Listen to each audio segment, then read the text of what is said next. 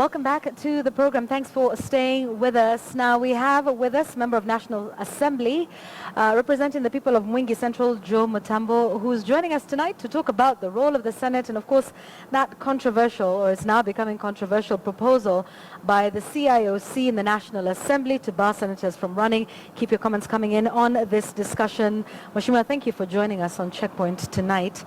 Do you agree with your fellow members of National Assembly on barring members of the Senate from participating or vying for the gubernatorial seat in 2017?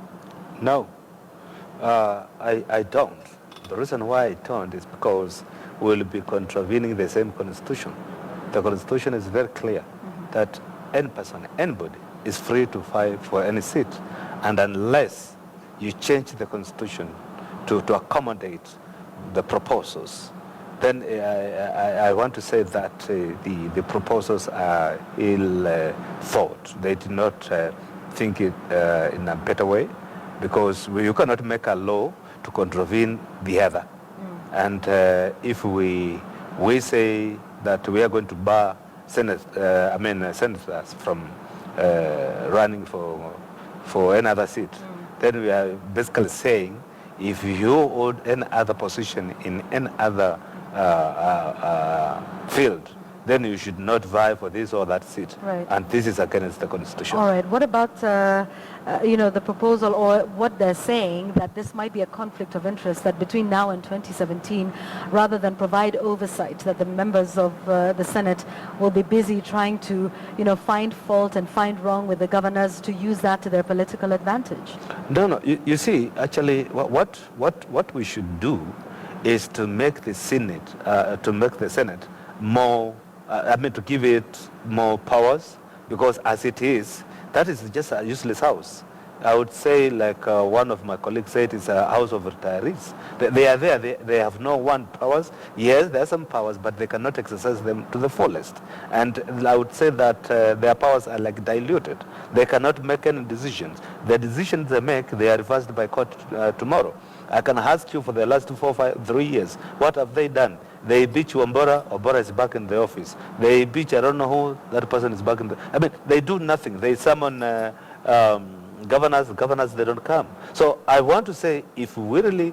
The question is, the $1 million question is, do we really need the Senate in this country? And from my opinion, if we have presidential system like the one we have today, yes, we may need the Senate. But if we do not, or if we change the constitution to go back to parliamentary system, then we don't need the Senate. All right. Which is it for you? What do you think? Should we to stay me, in I the want. Senate? To me, I think. Allow me to say this, and it's my personal opinion, that the system we have today is not one of the best.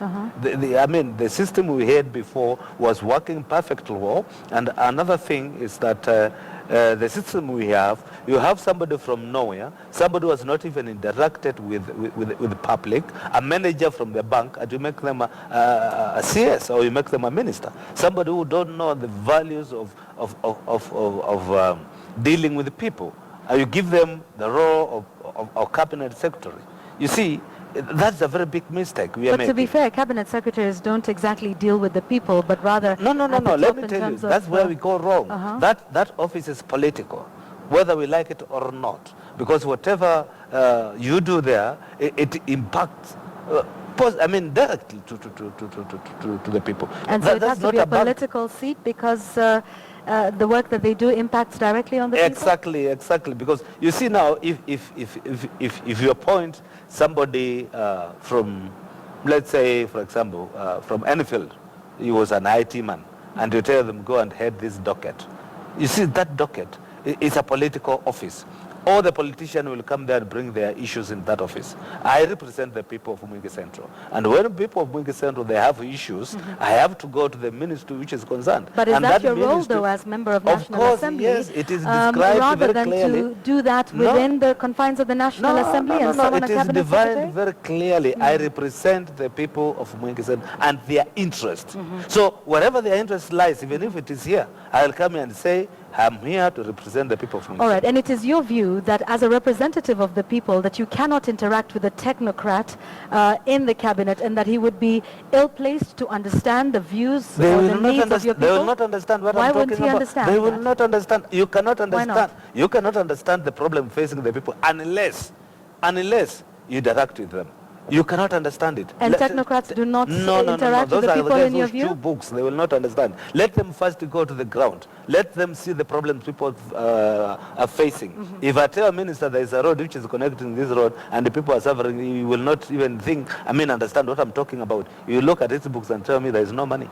Simple. But he would go to the ground, would he not? You see, so it is your view that technocrats yes, no, and because persons... I'm the eyes of the people, okay? So that's why we are saying the best thing we should do for this country is to appoint ministers from parliament. And that we do away with the entire system. So you would be in support of President Uhuru Kenyatta's moves exactly in line with that, with some of those persons is appointed from the National Assembly and the Senate? You see now, at the moment, the Constitution gives the President the powers to appoint members of his cabinet from anywhere. He can appoint them from the parliament, but you see, the moment you have been appointed from parliament, you have to resign. So you no longer... those are still politicians, which is and then you are told you are not supposed to practice politics as well. Yeah. You see, so the Constitution we have today is kind of, I would say, is not the best for this country. Okay. Some clauses, yes, some parts is good, some parts is not good. All right, I'd like us to focus once again on the National Assembly and the Senate, because you talked about the Senate being weak. But many say it's members of the National Assembly who have systematically weakened the Senate. No. Case in point, denying them the money for oversight. It was about 300 million that they required. And we've seen all the fights that happen in terms of the Senate being there to look out and provide oversight for the counties.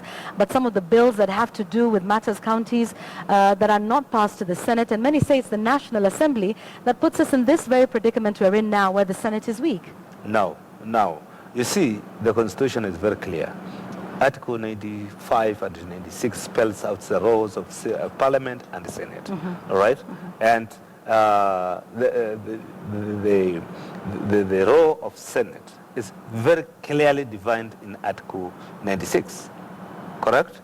And if they wanted to Senate to be funded with more money, and if we want to fund, or we must fund the Senate, it must be anchored within the law. All right? You cannot tell me today, you know your roles. You know you are supposed to oversight. You went there to oversight. And when you went to ask for that seat, you knew this is a seat to oversight, and you are being paid for that. The salary you are being paid is to oversight. So why do you ask But the money they asked for was not particularly for their salaries. For what? But they say it was to enable them to carry out the functions the salary you are given is to enable you do that. Because the Constitution says it's an oversight role. So you are given a salary for an oversight role. All right. Here you are a news anchor. You are paid to anchor the news. Correct? So when you come here, you are anchoring your news, and then you are told, you say, I need some more money to anchor the news. And your terms of reference spells out very clearly. So for you, they don't need any more money? No. Okay, all right. Let's hear from Senator Hassan Omar now, representing the people of Mombasa County, who joins us on phone. Senator, I don't know if you've been able to listen into the conversation, but we have Mheshimiwa Joe Mutambo, who's saying the money for oversight, not necessary. That's a role you should be playing anyway. And he says, at the moment, the Senate is useless. Everybody in this country knows that the architecture of this Constitution requires that, because of the two levels of government, to have a chambers that more precisely protects the counties and tries to anchor or defend the interests of the county. I heard Joe saying that the former system worked. Joe still lives in the past. They're trying to roll back all the gains that we have achieved through the passage of the new Constitution. You're trying to say that it doesn't work to have, technocrats in cabinet. It doesn't work to have this and this thing done the way it is being done, proposed right now within the Constitution. For you to be able to change, you need to overcome fear. You need to now internalize the new shift in terms of the paradigm. You need to shift your psyche. You need to shift, anything that will help to anchor the Constitution as a principal aspiration of the Kenyan people. So we know that these are some of the issues that we need to deal with, and strategically, but more deliberately. These matters are being achieved, and I'm sure with time, the Senate will have its due role and mandate in terms of protecting devolution. All right, Senator, while I still have you on the line, your reaction, of course, to that proposal by the CIOC, saying that as you, and you are well known, you want to run for the seat of governor in 2017 in Mombasa County, and some saying that that would actually prevent you from doing the work of oversight now that you're eyeing the seat of governor. You know, he's the famous word of Ahmed Nasser. I don't know what they've been smoking out there. You know, I think to sometimes come up with such outrageous, malicious, and almost, infantile proposals cast aspersions to the competence of some of those people making those proposals. You know, this is no child play. We are managers and administrators of the affairs of men and women of this country, not only for the present but for the future. When you constantly put this country in a game, trying to come up with such outrageous ideas, or things that don't work, things that stifle the very values and principles of the Constitution, things that tend to abrogate, the tenets and the foundations of our Constitution, of our democracy, or the Bill of Rights. It shows you that if unchecked, a house like the National Assembly, if unchecked, could be the most disastrous organ of our constitutional arrangement. That's why everything to them is like the old system works so perfectly for us. We don't need to change anything, and we want to revert everything back to the way things were, so that we return ourselves to a central government system that is impervious to the kinds of aspirations that Kenyans had voted for just hardly 5 years ago. So I think what is happening here, there are people who have refused to change with those who are willing to change this country. And unfortunately, within the arrangement of the country as it were now, is that quite a number of those who want to drive us back to where we were, are the ones who somewhat are given some of these rules to make these proposals. I do not think this proposal will see the light of day. I can tell you, Yvonne, this is a constitutional amendment, and I think the Kenyans are smarter than that National Assembly. All right, okay, thanks for that, Senator Hassan Omar from Mombasa. It seems you agree on that issue, but on the other issue, you talking about the Senate and the roles that it plays and oversight, that's your point of departure, because the Senator says you are living in the past. Would you like to react to that? No. You see, there's one thing we need to understand. We must live within our means. That is number one. A country must live within its means. Number two, we must do what we are doing based on under the law. It is very clear. Senators, and I will tell you, that's why you see almost all of them, they want to run for governorship. They don't want to be senators anymore. Mm-hmm. What they thought, they had illusion that this country will be like America, whereby senators, they have more powers. But our Constitution, the way it is today, it does not give room for senators to be funded or to be given money for oversight role.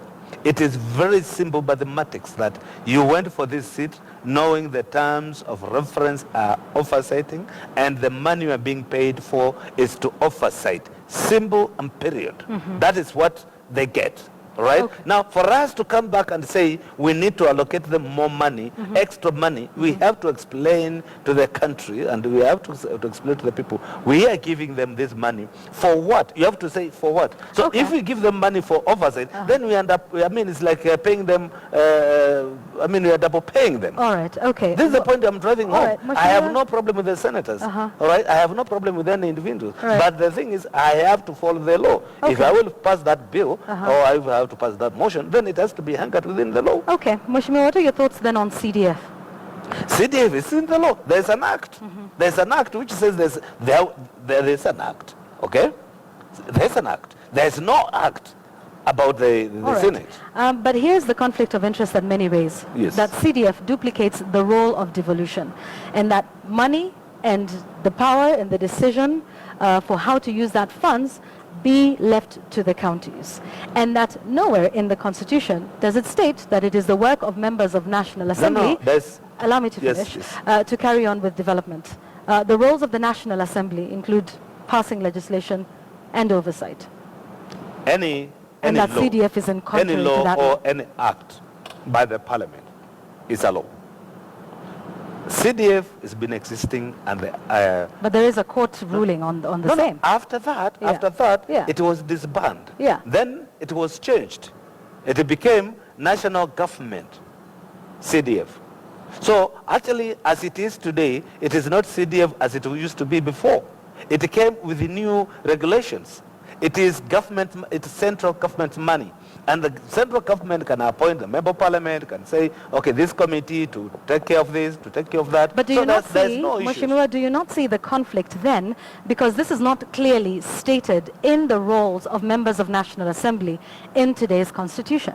Actually, members of parliament, we do not participate in any of those CDFCs. I mean, a national government CDF, they are run by committees. We are not members of it. It's only that we oversee, because the constitution gives members, if you read Article 85, tells the members of parliament we are supposed to oversight any government expenditure down the stream and up the stream. So that CDFC Act gives the act gives the members of public or the people on the ground to elect their committees who will run, and the members of parliament are not involved in anywhere whatsoever. The only thing is that under Article 95 of the Constitution, we are allowed to oversee and to oversight any expenditure, any government money we are supposed to. That's how we came in. All right. And we come in through the not Act of Parliament, but through the Constitution. Let's talk about then the role of the Senate and how to strengthen that. Because you say, rightfully at the beginning of this interview, that should we continue with the system that we have, then the Senate is something we have to, contend Exactly. with. So what proposals would you have for the National Assembly to pass laws that strengthen the work of the Senate? Or do you think that the Senate even then doesn't play its role, because there's other bodies that play the role of oversight? This is a constitutional issue. Yeah. And this is where actually I differ with my good friend Hassan Omar when he says that we cannot halter, we cannot say do this, we cannot do that. We must change the constitution to fit all these aspect we are discussing here today. If we want to give Senate powers, you cannot do it through an act of parliament. It's a constitutional amendment. Right. It has to go through the referendum, and we must ask Kenyans whether they want it or not. So it's not a question that Mutambo can bring a proposal tomorrow to give more powers to Senate or not. This is a constitutional amendment, and a constitutional amendment cannot. If you are able to make those proposals, what would they be? That's my question. If I were to make those proposals today, based on what I've seen in this country, because the best I can say the Senate has done, and any other institution like the constitutional commissions we have, with 9 commissioners, with so many other, and even the parliament itself, I would say we do away with the Senate. Completely. And we go back to presidential system. That is the best system for this country. We are not. It didn't work before, though. We were not happy with it, which is why let me tell you, Kenyans people are saying overwhelmingly that passed they the want. constitution. I will tell you for free. People were happy with the way we were living before. So it's why did they overwhelmingly? It's only that we rushed so to change this constitution. If people were so happy, why did they overwhelmingly vote for this system in the constitution? Political cloud. We injected so who's poison to say what to you're saying now is and not political cloud either? We either? ourselves that the constitution we were having before was the bad one, and we were told the one we are going to get is the best. So in your view, was the old constitution a good one? Today, let me tell you, the constitution we have today, what we have devolved actually is not the services. We have devolved corruption to the grassroots. That's the only best thing we have done with this constitution. But isn't that the role then of the Senate, to provide oversight to matters taking place in the counties? But how do they do it? If they do it the way they are supposed to be doing, somebody tomorrow goes to court, all right? How many courts do we have? We have, I don't know, lower court, we have high court, we have Supreme Court, we have, I don't know, Court of Appeal. So it is your view, Mheshimiwa? All these systems which are in our constitution. The constitutional requirement is what is killing this country. That's why you see we have 349 members of parliament. It's a constitutional requirement. That's why you see we have, I don't know how many commissions and how many commissioners in this country. It is a constitutional requirement. So it is these constitutional requirements which are draining this country to do to zero. The constitutional requirements is Yes, what is draining like you have this to country? fulfill this, you must fulfill the three that... Surely the two persons that must live gender within the rule of in the law, Parliament. Mheshimiwa. No, you see, the law, we must make laws which we can sustain. Okay. The laws so we have, we can't sustain. we can't sustain cannot them. sustain a law which tells us we must have 47 counties in this country. We cannot. It is too expensive to maintain it. All right. As we conclude, I would just like to sort of wrap up our conversation. And you're saying that Kenyans liked the old constitution? Is that your view? What I'm saying, Yeah. the old constitution, compared to this one we have today, was better.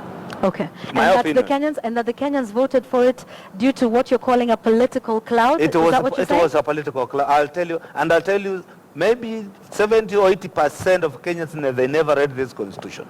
Nobody understood this. We just fought it in simply because Mutambo said it is good, let's vote it in. Yes, but they never took their time. That's the thing we are fighting today. We want the people to be given freedom to choose for themselves, people to think for themselves, not for me to think for you. The moment I think for you, then you will make a wrong decision. And who's to say that Mutambo now is not then using that political cloud? No, I'm not using it. That's what I'm saying. You need to make your own decision. Go out there, think for yourself, make your own decision. But Kenyans made that decision in Don't let 2010. me mislead or lead you. Okay. Yes, that's the problem we have in this country. We must follow so and so to make our decision. And who do you think they followed in 2010 when they overwhelmingly voted in the Politicians, constitution? come on, in which world do you live? Politicians. There are people who are saying, kama Mutambo Politicians like amesoma. yourself? There are some people who are saying, kama Mutambo amesoma, hakuna haja ya kusoma. So it is politicians good. like yourself? It's a politician like me. And that's the trade I want to change in this country. All right. I want Kenyans to be left free to make their own decision, because we are living in a democratic world. And a democratic world, democratic country, you must exercise that democracy. And that democracy for the people to make their own choice. Yes. And these same politicians are the ones you're saying should be in cabinet? Exactly. That's what I think. Okay. Yes. All right. Thank you very much. Let me tell you, when you choose with your conscience, not being coerced by somebody, you will choose the right person. But the moment you are coerced, the moment your party leader comes and says, I want this, I don't want this person, then you choose because your party leader says so. You choose according to the parties, or you choose according to what others are saying, not what you want. You end up choosing the wrong person. Okay. But the moment Kenyans are let free to choose for themselves, they will choose good leaders, and those good leaders can be appointed as cabinet ministers, and they will serve this country better. All right. Thank you very much, Mheshimiwa Joe Mutambo, on a wide range of issues. And he says that when you overwhelmingly voted for the Constitution, it was not of your own volition, but rather of persuasion, perhaps incorrectly, by members of the political class. What are your thoughts on that and the other issues that we have discussed tonight? Please do let us know. The hashtag is Checkpoint at KTN News, at Yvonne Okwara. We're taking a break. We'll be right back.